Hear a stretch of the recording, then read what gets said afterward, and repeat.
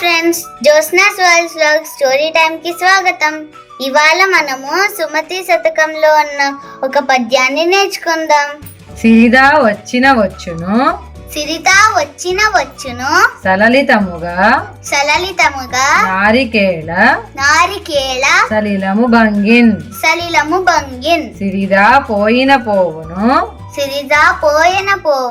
కరిమింగిన వెలగ పండు, కరుణిని సుమతి. ఈ పద్యానికి భావం తెలుసుకుందామా? కొబ్బరికాయలోకి నీళ్లు ఎలా వచ్చి చేరతాయో అలాగే రావాల్సిన వేళ సంపదలు వాటంతటికి అవే వచ్చేస్తాయి. అదే విధంగా ఐశ్వర్యం పోవాల్సిన రోజే కనుక వస్తే ఏనుగు వెలగపండులోని గుజ్జును మాత్రమే ఎలాగైతే గ్రహించి వదిలేస్తుందో అలాగే సిరి చల్లగా వెళ్ళిపోతుంది. కనుక ఐశ్వర్యం పట్ల అనవసరమైనటువంటి ఆశలు భ్రమలు పెట్టుకోకూడదని అర్థం.